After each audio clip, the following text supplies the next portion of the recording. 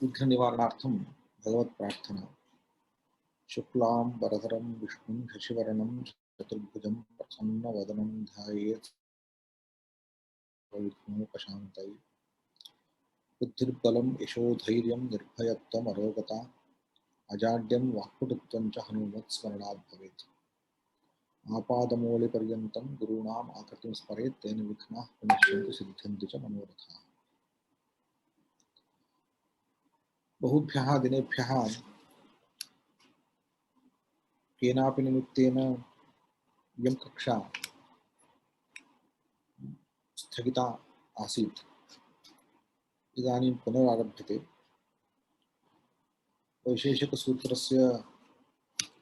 वैशेषिकदर्शनस्य सूत्राणाम् अध्ययनं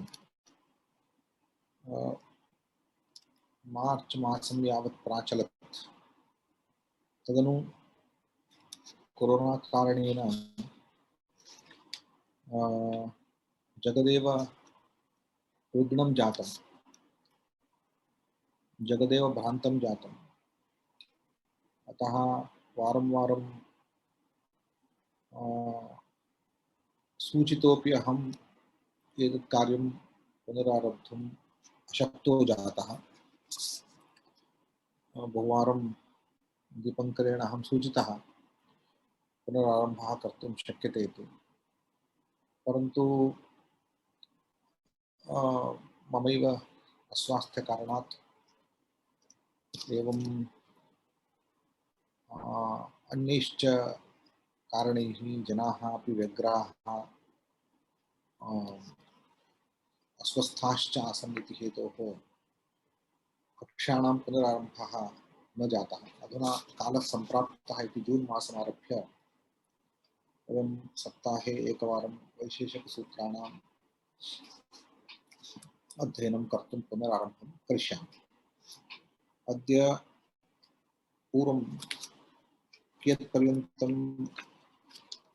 सूत्रपाठानाम् उपस्कारवृत्तिमाश्रित्य अर्थः वर्णितः इति पूर्वकथा तं किञ्चित् स्मरामः, तदनु वयमग्रे सञ्चरामः। अत्र वैशेषिकदर्शनस्य सूत्रपाठे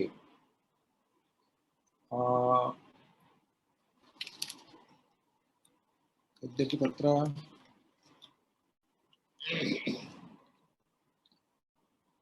दशाध्यायाः प्रत्येकम् अध्याये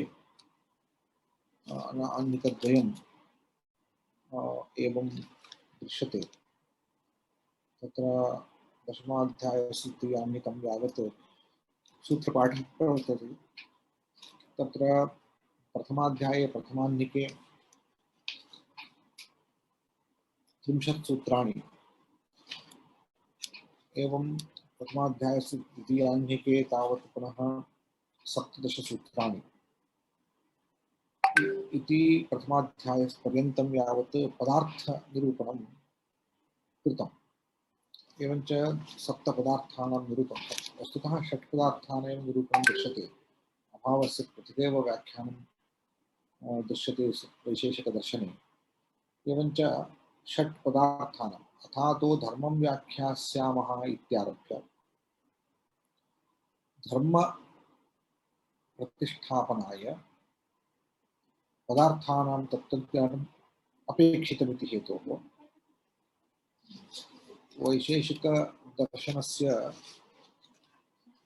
6 पदार्थाः प्रथम आह्निकद्वयेन प्रथमाध्याये निरूपितम्। पदार्थषट्कं निरूपितम्। तदनन्तरं द्वितीयाध्याये रूपरसगन्धस्पर्शवती पृथिवी इत्यारभ्य द्रव्यनिरूपणम् आरब्धम्। पदार्थषट्के प्रथमः पदार्थः द्रव्यं। नवद्रव्याणि भवन्ति इत्यतः नवद्रव्याणि निरूपितानि द्वितीयाध्यायस्य प्रथमाह्निके। द्वितीयाध्यायस्य द्वितीयाह्निके गुणनिरूपणम् आरब्धम्। एवञ्च यद्यपि गुणनिरूपणं किञ्चित् कृतं, तथापि तत्र विशिष्य देशकालादि पदार्थाः निरूपिताः। आकाशकालदिक् पदार्थाः तत्र निरूपिताः। गन्धः मध्ये गन्धः वर्णितः, तदनन्तरं तेजसि उष्णता, अप्सु शीतता, एवं वायुपर्यन्तं व्याख्याय तदनन्तरम् आकाशकालदिशः विशिष्य निरूपिताः द्वितीयाध्यायस्य इत्यादि। अथ तृतीयाध्यायः आरप्स्यते प्रसिद्धाः इन्द्रियार्थाः इत्येवं रूपेण। परन्तु द्वितीयाध्यायस्य द्वितीयाह्निके सर्वाणि सूत्राणि अस्माभिः न स्पृष्टानि। तत्र वायुप्रकरणं समापितमिति अहं स्मरामि, तथा कालप्रकरणमपि समापितम्। एका एव दिक् कथं दिग्भेदप्रतीतिं निर्वहति इति विचारोऽपि कृतः। दिक् तावत् एका एव, तथापि एकैव दिक् दश दिग्रूपेण व्यवह्रियते। दश दिक् इति कथं भवति? अत्र अहम् उपस्थितः, मत्पुरतः प्राची वर्तते, प्राची इति व्यवह्रियते। पृष्ठतः अस्ताचलम्, अस्ताचलसन्निधानात् प्रतीची इति शब्देन दिक् व्यवह्रियते। दक्षिणतः दक्षिणादिक्, वामतः उत्तरादिक्, उदीची दिक्। एवं रूपेण दिशां व्यवहारः अस्माभिः क्रियते। परन्तु यदि यस्मिन् देशे अहं वर्ते तद्देशं परित्यज्य किञ्चित् प्राचीम् अहं गमिष्यामि, प्राचीं प्रति किञ्चित् अहम् अग्रे गमिष्यामि, तत्र गत्वा स्थित्वा यः देशः मया अधिष्ठितः तन्मध्यदेशः अपि यद्यपि अधुना प्राची अस्ति, यद्यहम् अग्रे गच्छामि तर्हि सा प्रतीची भवति। एवञ्च एकैव दिक् प्राची अपि भवति, व्यवहारेण कालान्तरे प्रतीची अपि भवति। अन्यदेकं व्यवहारं पश्यामः। अहं देशविशेषे वर्ते, कश्चिदन्यः किञ्चित् दूरं मद्दूरतः तिष्ठति। सः मम देशं कथयति, एषः उदीच्यां तिष्ठति। तमहं कथयामि, एषः दक्षिणस्यां दिशि वर्तते। परन्तु मत्पक्षतः पुनः उदीच्यां तिष्ठन् कश्चित् मां कथयति, अयं दक्षिणस्यां वर्तते, अयं दक्षिणदिशि अस्ति, मम दक्षिणदिशि विद्यमानः अहम् उत्तरदिशि अस्मि इति कथयति। एवञ्च एक एव पुरुषः उत्तरस्यां दिशि दक्षिणस्यां दिशि कथं भवितुमर्हति? एवञ्च एकस्याः एव दिशः उत्तरत्वेन दक्षिणत्वेन च व्यवहारः अस्ति इत्यर्थः। एवञ्च दक्षिणोत्तरव्यवहारः केवलं व्यवहारमात्रं, वस्तुतः दिक् एका एव। एकस्याः एव दिशः दक्षिणेति उत्तरेति च व्यवहारः, वाग्व्यवहारमात्रं। कथं वाग्व्यवहारः? उपाधिनिमित्तम्। उपाधिः कः? यः स्वापेक्षया, यः पुरुषः व्यवहरति, सः स्वापेक्षया पूर्वाञ्चलं प्रति या दिक् प्रवर्तते तां दिशम् उद्दिश्य प्राचीति शब्देन व्यवहरति। या च दिक् अस्ताचलं प्रति वर्तते सा दिक् प्रतीची भवति। तावता सा प्रतीची अपि नास्ति, प्राची अपि नास्ति, सा दिगेव। एकैव दिक् उपाधिभेदेन एवं यः पुरुषः यत्र तिष्ठति तत् उपाधिमाश्रित्य, यच्च दिक् पूर्वादिक् भवति तादृशम्, अर्थात् पूर्वादिक् नाम यत्र सूर्यः उदेति इति यत्र प्रतीयते तादृश दिग्भागं उद्दिश्य प्राची इति व्यवहारः। एवञ्च दिशः एकत्वेपि नानात्वेन व्यवहारः उपाधिमाश्रित्य। वास्तु तावत् दिशः भागास्तु सन्ति इति चेत् न, तेपि भागाः दिशः भागाः उपाधिमाश्रित्य। अन्यथा सूर्यः यत्र अस्ति तत्र अस्ति, परन्तु पूर्वदिशि उदेति इति कथम्? सः कुत्रचित् कथञ्चित् दृश्यते। परितः भूमण्डलं परितः प्रवर्तमानः सूर्यः भूमण्डले विद्यमानानां जनानां दृष्टिगोचरः भवति, परन्तु तत्र दिग्भेदः नास्ति। स तु आकाशे प्रवर्तते, दिग्विशेषः इति सः भिन्नः न भवति, अपि तु एकस्याः दिशः एव उपाधि सूर्यरूप उपाधिमात्रेण भेदः प्राची इति व्यवहारः भवति इति अस्माभिः द्रष्टुं शक्यते। अत एव अत्र उच्यते कार्यविशेषेण नानात्वम्। आदित्यसंयोगात् भूतपूर्वात् भविष्यतो प्राची, आदित्यसंयोगात् भूतपूर्वात् भविष्यतो भूताच्च प्राची, तथा दक्षिणा प्रतीची उदीची च इति सूत्रद्वयेन कार्यविशेषेण नानात्वं, व्यवहारविशेषेण इत्यर्थः। उपाधिमाश्रित्य यथा व्यवहाराः प्रवर्तन्ते तद्रीत्या नानात्वं भवति कार्यदिशः, वस्तुतस्तु नानात्वं नास्ति। आदित्यसंयोगः अत्र दृष्टान्ते कृतः। आदित्यसंयोगात् प्राची इति व्यवहारः, भूतपूर्वात् भविष्यति भूताच्च भविष्यति, एवं प्राग् अस्ति इति व्यवहारः। कथमित्युक्ते भविष्यति वस्तुनि भविष्यति इति व्यवहारः, पूर्वं गतात् पुरुषपद प्राग् अस्ति इति व्यवहारः, एवं परस्तात् भविष्यति इति व्यवहारः। एवञ्च कालतोपि पूर्वतः परस्तात् इति व्यवहारः अपि एकस्यैव कालस्य व्यवहारभेदः। तथा आदित्यसंयोगकारणतः दिग्विशेषे प्राचीति व्यवहारः।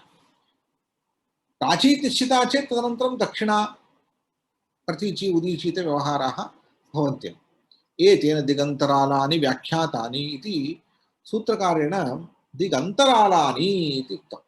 एवञ्च दिशः एव, एकस्याः दिशः एव अन्तरालानि, उपाधिकारणतः यानि अन्तरालानि भेदाः दृश्यन्ते तानि व्याख्यातानि। इतः परं मध्ये तावत् संशयकारणम् उक्त्वा तदनन्तरं यः संशयो जातः तस्मिन् संशये कारणं प्रतिपाद्य निरूपयति। तत्र किं कारणम् इत्युक्ते अग्रे आकाशनिरूपणाय प्रवृत्तिः जायते। आकाशनिरूपणार्थं शब्दः, श्रोत्रग्रहणो अर्थः शब्दः, शब्दाश्रयत्वेन आकाशं विद्यते इति आकाशस्य प्रतिपादनाय प्रवृत्तः सूत्रकारः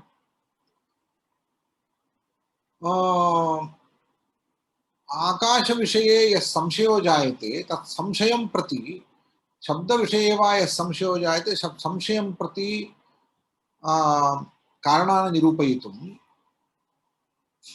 संशयकारणानि प्रथमं निरूपयति, संशयस्वरूपमेव प्रथमं निरूपयति।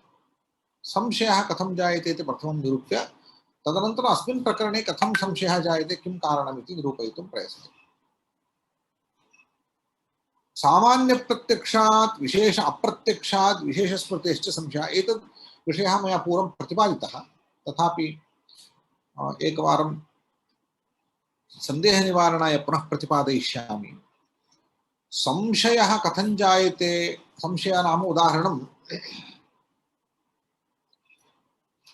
पूर्वम् अदृष्टः कश्चित् पदार्थः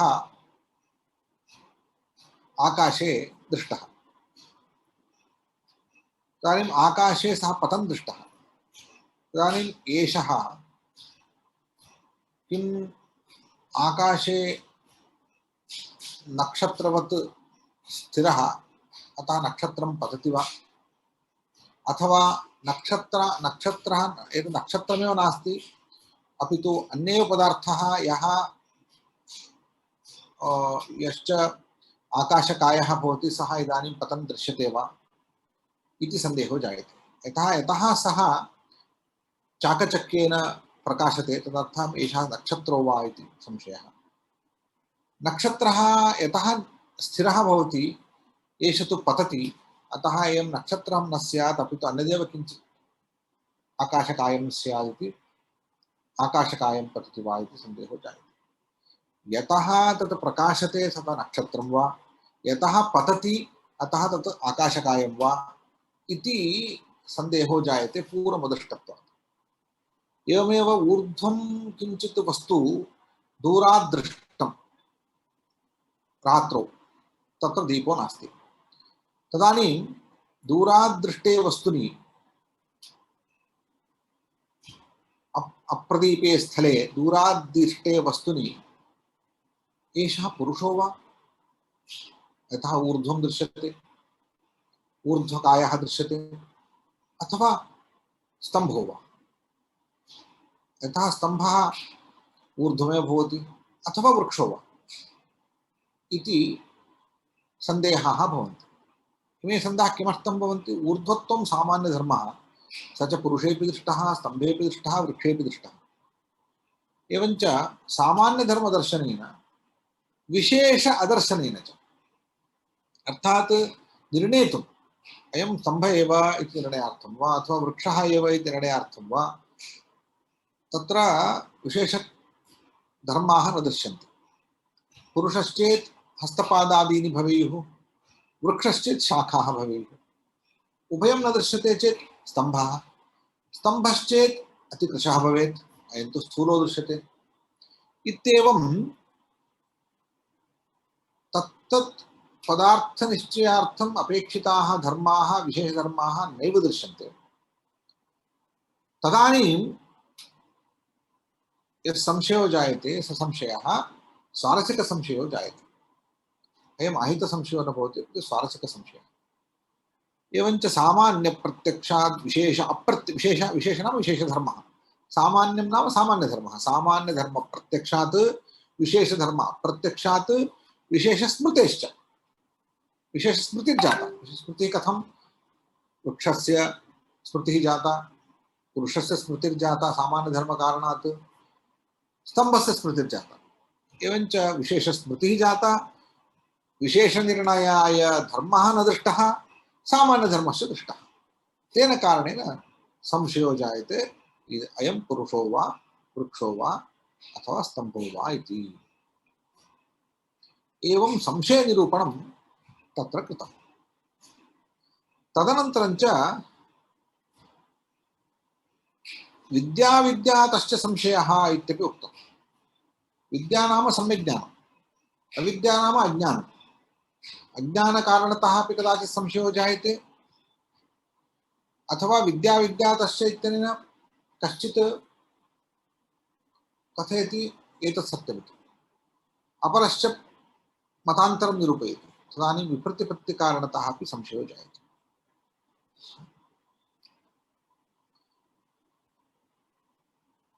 कदाचित् उपलब्ध्यादिवशादपि अनुपलब्धादपि दृष्टं च दृष्टवत्, यथा अदृष्टं यथा दृष्टम् उभयतो दृष्टत्वात्। तत्र उपलब्धिवशादपि यथा जलं कूपः खनितः, कूपः खनितश्चेत् अन्तो यथा यथा अधः गच्छति तदानीं कूपे जलं स्रवमाणं दृश्यते। यदा स्रवमाणं जलं दृष्टं, पूर्वम् अदृष्टं जलम्, अनुपलब्धं जलम् इदानीम् उपलब्धम्। इदानीम् उपलब्धं चेत् घटवद् इदानीं पूर्वं विद्यमानमेव जलम् अत्र दृश्यते, उत अविद्यमानं जलं मत् खननकारणतः मम प्रयासकारणतः ततः निष्पन्नमस्ति, उत्पन्नं वा इति सन्देहो जायते। एवञ्च पूर्वं विद्यमानं जलम् इदानीं दृश्यते इति एकः पक्षः उपलब्धिकारणात्। पूर्वं कथञ्चिदपि अविद्यमानम् इदानीम् उत्पन्नं दृश्यते इत्यपरः उभयं साधु भवति। यथा तथा च यदा वस्तु नूतनं वस्तु उत्पद्यते उत्पत्तिकाले उत्पत्तेः पूर्वं न भवति, यदा उपलब्धं तस्मिन् काले दृश्यते। यथा कश्चित् घटकारः कुम्भकारः कुम्भं करोति, कुम्भकरणकाले मृदं गृह्णाति, चक्रे संस्थाप्य घटं निर्माति। यदा यस्मिन् क्षणे घटः निष्पन्नः तस्मिन् क्षणे तत्र विद्यमानस्य जनस्य घटः दृश्यते। किं तदानीं सः पूर्वं विद्यमानः एव घटः दृष्टः उत अविद्यमानः घटः तस्मिन् काले उत्पन्नः दृष्टः तेन?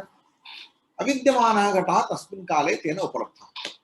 एवञ्च पूर्वमविद्यमानः घटः तस्मिन् काले यथा उपलब्धः तथा जलं किं पूर्वमविद्यमानम् इदानीम् उपलब्धम् उत पूर्वं स्थापित एव घटः प्रकोष्ठादिषु यदा दीपादिकारणेन दृश्यते तथा एवं जलं पूर्वं विद्यमानमपि इदानीं दृष्टम् इति सन्देहो जायते उपलब्धिकारणतः। एवञ्च उपलब्धिकारणतः अपि कदाचित् उत्पन्नं वा कदाचित् पूर्वम् अविद्यमानं विद्यमानमेव वा इति सन्देहो जायते इति सन्देहस्य बीजं तदपि भवति। सन्देहस्य बीजम् अनुपलब्धिरपि भवति। कश्चित् पुरुषः बोधयति अत्र अमावास्यायाम् अस्मिन् वटवृक्षे पिशाचः वर्तते इति बोधयति। रात्रौ तत्र गतवतः पुरुषस्य तत्र पिशाचो न दृष्टः। मादृशः कश्चित् धैर्यवान् तत्र गच्छति, गत्वा तस्य वटवृक्षस्य शाखायां सर्वत्र उपरि गत्वा पश्यति, कुत्रापि पिशाचो न लक्षितः, पिशाचः न दृष्टः। इदानीं सन्देहः जायते, किं विद्यमानः एव पिशाचः अन्तर्धानशक्त्या न दृश्यते? यथा भगवान् न दृश्यते, अस्माकं देवः कोऽपि न दृश्यते, अथवा आकाशे देवाः न दृश्यन्ते, अन्तर्धानशक्तिरस्ति खलु। एवञ्च विद्यमान एव अन्तर्धानशक्त्या न दृश्यते पिशाचः, अथवा पिशाचेव नास्ति, पिशाचः नास्ति एव न दृश्यते। एवञ्च न दृश्यते इत्यतः नास्ति इति न दृश्यते उत अन्तर्धानशक्त्या न दृश्यते इति सन्देहो जायते। एवञ्च अनुपलब्धिरपि सन्देहबीजं भवति। एवञ्च विप्रतिपत्तिः उपलब्धिः अनुपलब्धिः सामान्यधर्मदर्शनं विशेषादर्शनं चेति संशयकारणानि भवन्ति इति संशयकारणानि निरूपितवान् सूत्रत्रयेण। तेषां सूत्राणाम् अर्थविशेषम् अहं वर्णितवान्, पुनरेकवारं वर्णयिष्यामि।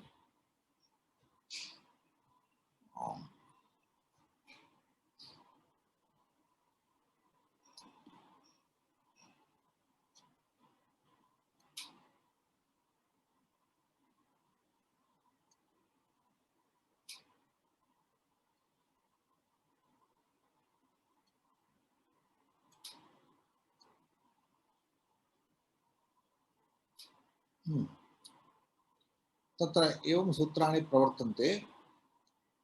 अहं पठामि।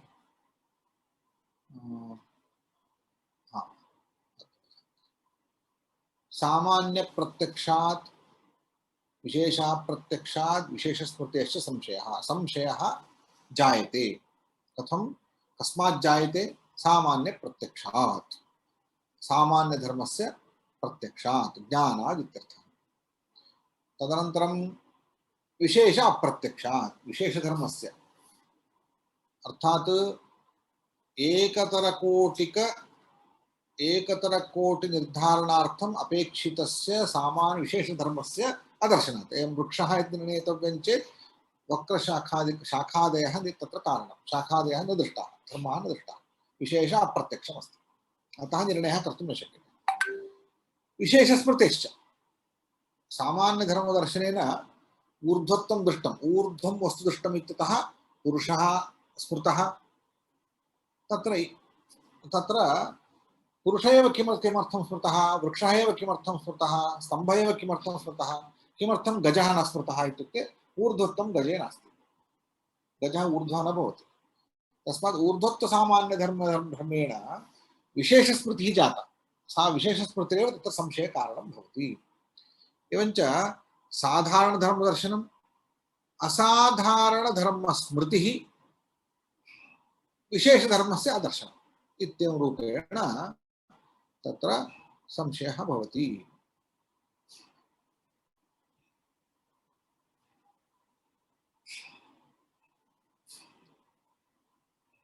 दृष्टं च दृष्टवत्, दृष्टं च दृष्टवत् इत्यत्र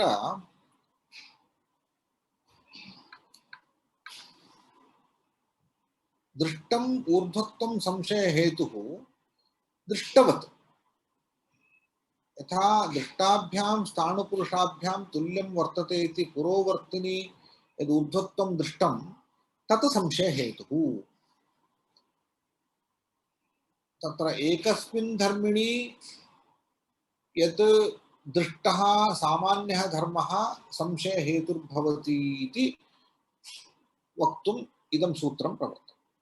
दृष्टम् अर्थात् यद् दृष्टम् ऊर्ध्वत्वं सामान्यधर्मः तत् दृष्टवत् दृष्टाभ्यां स्थाणुपुरुषाभ्यां तुल्यं वर्तते।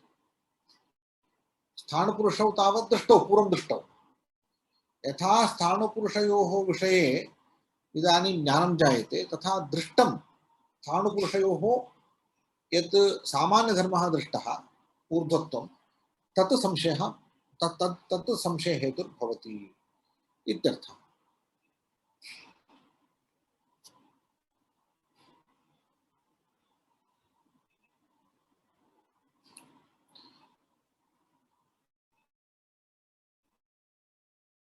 व्याख्यानान्तरमपि कर्तुं शक्यते।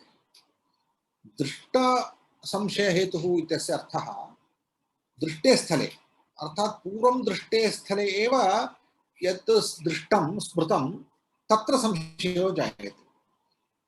यथा पूर्वं स्थाणुरपि दृष्टः पुरुषोऽपि दृष्टः, उभयोः दर्शनानन्तरं तत्र ऊर्ध्वत्वमपि दृष्टं, तादृश ऊर्ध्वत्वम् इदानीं पश्यन् स्थाणुर्वा पुरुषो वा इति संशयं गृह्णाति। एवञ्च सर्वमपि दृष्टमस्ति, तत्र अदृष्टं किमपि नास्ति। अतः सर्वं दृष्टमस्ति इत्यतः दृष्टं संशय हेतुर्भवति। दृष्टवती अर्थात स्थाणुर्वा पुरुषो वा इति संशयो जायते इति अत्र एवं व्याख्यानं कर्तव्यम्। यथादृष्टम् अयथादृष्टत्वाच्च संशय हेतुः इत्यर्थः।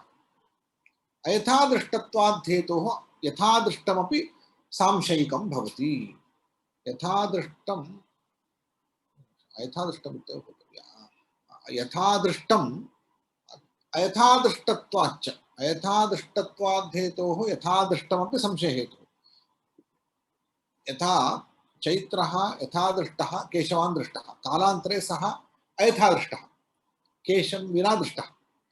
कदाचित् चैत्रः केशं गृह्णाति, कदाचित् सः मुण्डी भवति, मुण्डनं करोति। यदा केशं धृतवान् तदानीं केशवान् दृष्टः, कालान्तरे सः मुण्डनं कृतवान् इत्यतः केशं विना दृष्टः। कदाचित् श्वेतवस्त्रं धृत्वा दृष्टः, कदाचित् काषायवस्त्रं दृष्ट्वा सः काषायवस्त्रं धृतः दृष्टः। एवञ्च यथा दृष्टः अयथा दृष्टश्च, कदाचित् सकेशः कदाचित् निष्केशः, कदाचित् श्वेतवस्त्रः कदाचित् काषायवस्त्रः। तत्र चैत्रत्वं समानधर्मः। एवञ्च चैत्रत्रूपः असाधारणधर्मः। असाधारणधर्मः नाम कदाचित् सः अत्र एक एव पुरुषः, तस्मिन् चैत्रत्वमस्ति। चैत्रः सांशयिकः इदानीं संशयो जायते, सः एक एव भिन्नो वा? पूर्वं दृष्टः चैत्रः स एव एषः वा?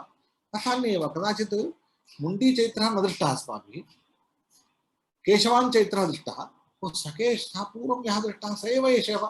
मुण्डी अस्ति अधुना इति एकस्मिन्नेव पुरुषे चैत्रत्वरूपधर्मं दृष्ट्वा पूर्वं यथा दृष्टः न दृष्टः इत्यतः अयथादृष्टत्वकारणात् संशयो जायते। असाधारणकारणेनापि संशयो जायते। साधारणधर्मेण संशयो यथा जायते असाधारणधर्मेणापि संशयो जायते इति उदाहरणम् इति विशेषाप्रत्यक्षस्य उदाहरणमिदं।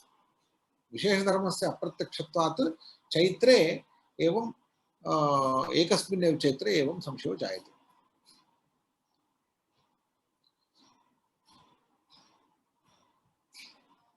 अथवा एतस्य व्याख्यानान्तरं कर्तुं शक्यते दृष्टमिति उपलब्धमिति कृत्वा उपलब्धिकारणतः, यथा मया उक्तं जलम् उपलब्धम् इति कारणतः संशयो जातः, जलम् उत्पन्नं वा पूर्वम् अनुत्पन्नं वा।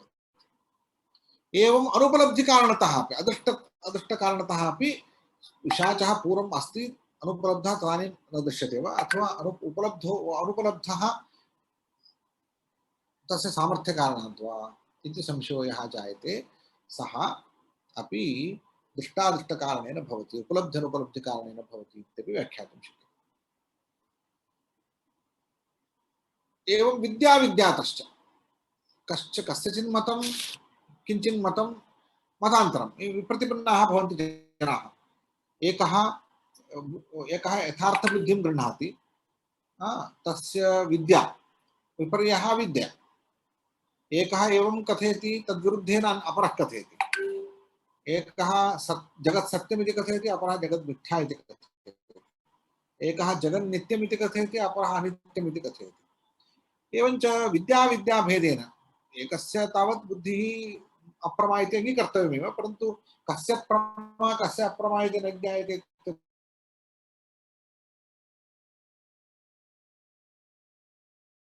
अस्माकं संशयो जायते, किं जगन् नित्यं वा अनित्यं वा, जगत् सत्यं वा असत्यं वा इत्येवं रूपेण संशयो जायते।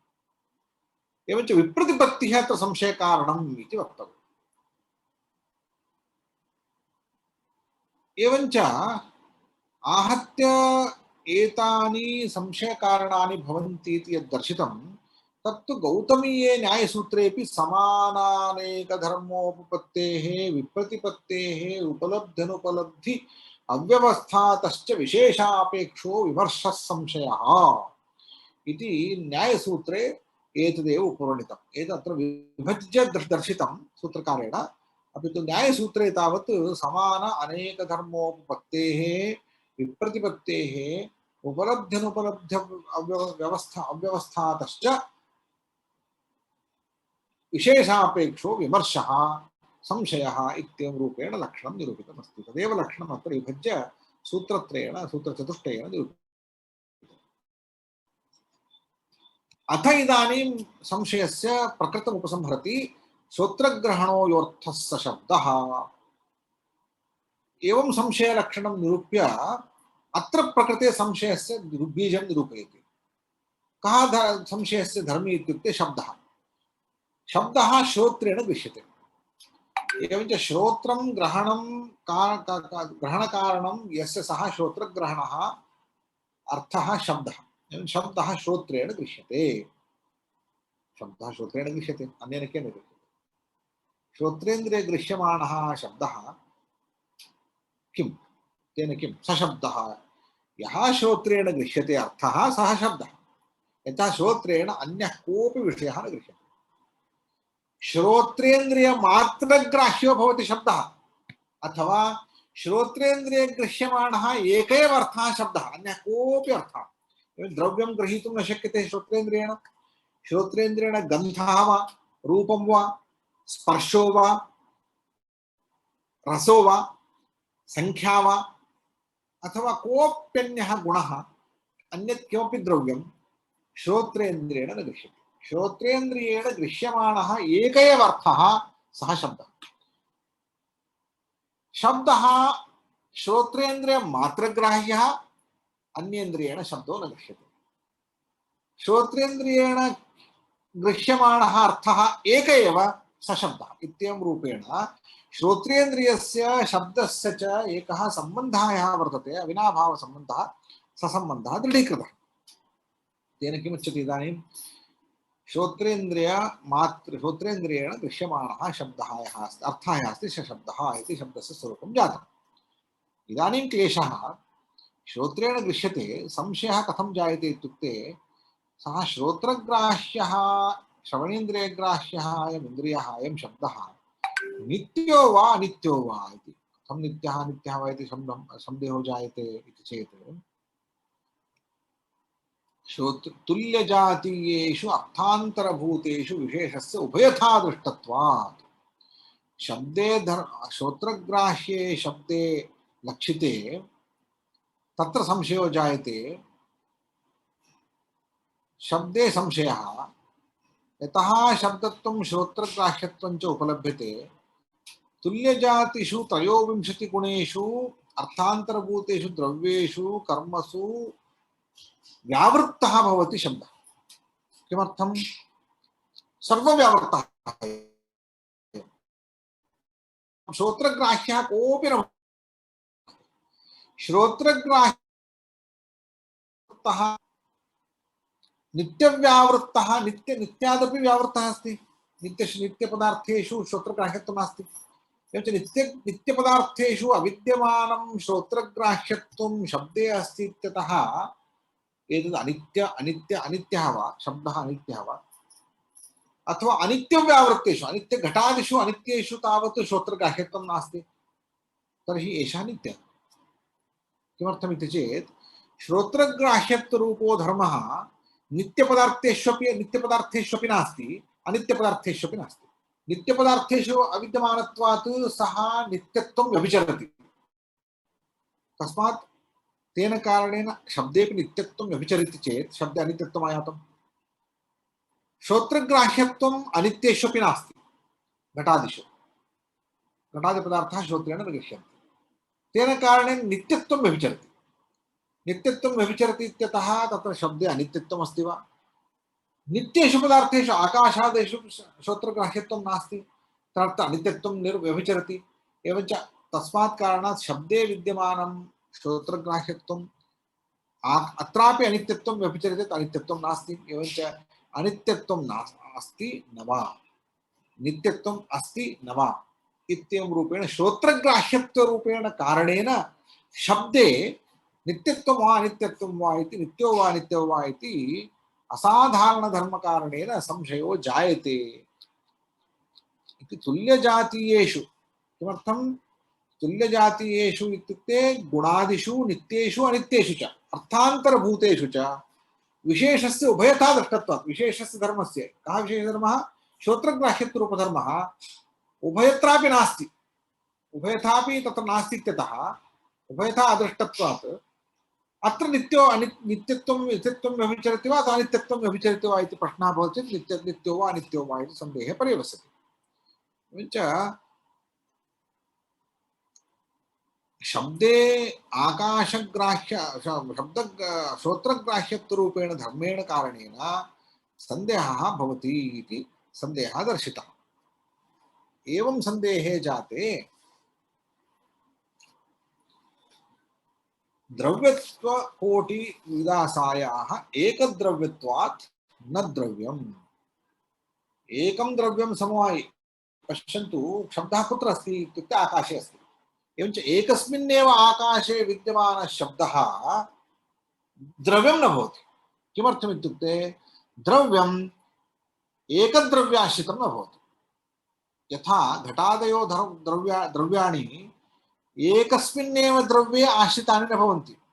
कपालद्वये द्वणुकं परमाणुद्वये त्रणुकं द्वणुकत्रये चतुर्णुकं त्रणुकचतुष्टये इत्येवं क्रमेण द्रव्यं सर्वदा द्रव्यान्तरम् आश्रित्य तिष्ठति चेत् अनेकेषु द्रव्येषु तिष्ठति एकस्मिन् द्रव्ये न तिष्ठति।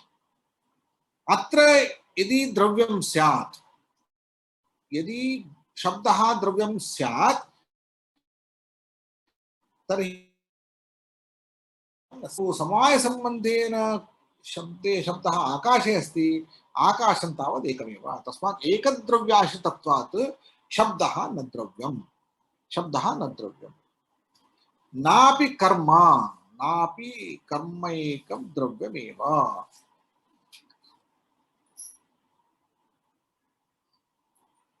किमर्थम् इत्युक्ते शब्दोक्तरूप असाधारण धर्मज्ञानात् शब्दे संदिग्धं कर्मत्वमपि निराकरोति। तर्हि शब्दत्व कर्म भवितुमर्हति चेत् शब्दः न कर्म अचाक्षुषत्वात्। यदि कर्म स्यात् शब्दः कर्म स्यात् फंक्शन कार्य क्रियारूपः स्यात् तर्हि दृश्येत। यथा कर्माणि दृश्यन्ते अस्माकं द्रव्याणां कर्माणि दृश्यन्ते। तस्मात् अचाक्षुषत्वात् चाक्षुष प्रत्यक्ष अयोग्यत्वात् गन्धादिवत् शब्दः कर्म भवितुं नार्हति। तर्हि द्रव्य न भवति, कर्माणि न भवन्ति, तर्हि किं भवेत्? अन्ततो गत्वा द्रव्यकर्मभ्यः विलक्षणः शब्दः गुण एव भवेत्। गुणस्य सतः अपवर्गः कर्मभिः साधर्म्यम्। ननु शब्दः कर्म, तन्मध्ये एका शङ्का कृता, तदनन्तरम् उच्यते। एका शङ्काम् अनन्तरं पश्यामः। अग्रे सतः लिङ्गाभावात् शब्दः गुणः भवति इति गुणत्वं प्रसाद्य शब्दस्य गुणत्वं प्रसाद्य असौ आकाशलिङ्गं भवति इति अग्रे प्रतिपादयति। आकाशस्य लिङ्गं भवति, यतः गुणः सः आकाशस्य लिङ्गं भवति इति आकाशलिङ्गत्वं प्रतिपादयति। तत्पूर्वं एकां शङ्कां करोति, ननु शब्दः कर्म भवति चेत् आशुतरविनाशित्वात् उत्क्षेपणादिवत् शब्दः कर्मैव भवितुमर्हति। यथा कर्म आशुतरविनाशी तथा शब्दोऽपि आशुतरविनाशी दृष्टः। आशुतरविनाशित्वं नाम आशु गच्छति, प्रतिक्षणं शब्दः नूतनः जायते, तथा प्रतिक्षणं कर्म नूतनं जायते। यथा प्रतिक्षणं कर्म नश्यति, उत्पद्यते, तथा शब्दोऽपि आशु उत्पद्यते, नश्यति च। तस्मात् आशुतरविनाशित्वात् कर्मवत् शब्दोऽपि आशुतरविनाशित्वतः कर्मण्येव तस्य अन्तर्भावः उचितः इति यदि शङ्कां करोति चेत् तत्र कथयति गुणस्य सतः अपवर्गः कर्मभिः साधर्म्यम्। शब्दस्य आशुतरविनाशित्वेन कर्मत्वं साधनीयम् इत्यतः चेत् सतः उभयवाद्यङ्गीकृतस्य गुणस्यापि अपवर्गः आशुतरविनाशः, अपवर्गः नाम आशुतरविनाशः कर्मभिः साधर्म्यम्। अत्र गुणेष्वपि आशुतरविनाशित्वम् अङ्गीकृतं। यथा कर्मणि आशुतरविनाशित्वम् अङ्गीकृतं, क्षणद्वयावस्थायित्वं द्वित्वादीनामपि क्षणद्वयावस्थित्वेन आशुतरविनाशित्वम् अङ्गीकृतं। चिन्ता नास्ति, गुणस्येपि चिन्ता नास्ति। गुणस्यापि सतः अपवर्गः आशुतरविनाशः कर्मभिः साधर्म्यरूपेण अङ्गीकृतमस्ति इत्यतः गुणत्वे क्लेशो नास्ति। यदि शब्दः गुणः तर्हि सतः लिङ्गाभावात् शब्दः आकाशलिङ्गं भवति इति पूर्वमुक्तम्। इदानीं तत्पूर्वपक्षः अत्र अग्रे क्रियते इत्येवं रूपेण एतावत्पर्यन्तं आकाश शब्दविषये संशयं निरूप्य सः अग्रे गच्छति। तदनन्तरं वयम् अग्रिम सूत्राणि आगामिनि कक्षासु आगामि कक्षासु वयं पठिष्यामः इत्युक्त्वा अद्यतनकक्षां समापयामः। अत्र एकेपि सन्देहाः सन्ति चेत् सन्देहं प्रष्टुमर्हन्ति। भवन्तः यदि कोऽपि प्रष्टुम् इच्छन्ति चेत् तत्र दीपङ्करः एवं कर्तुं शक्नोति। भवान् तेषां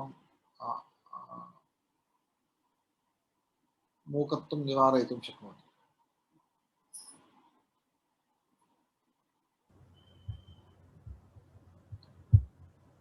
दीपङ्कर? आं महोदय, येन केनापि नाम प्रश्नं प्रष्टुम् यः कोऽपि इच्छति ते कृपया हस्तम् उपरि उद्घाटयतु। नाम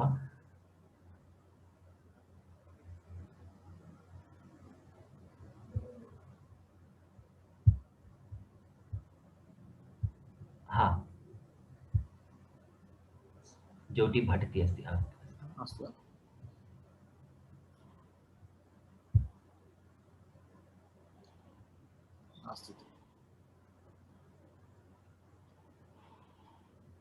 कृपया एतत् अन्म्यूट् इति करोतु, ज्योति भट् महोदय।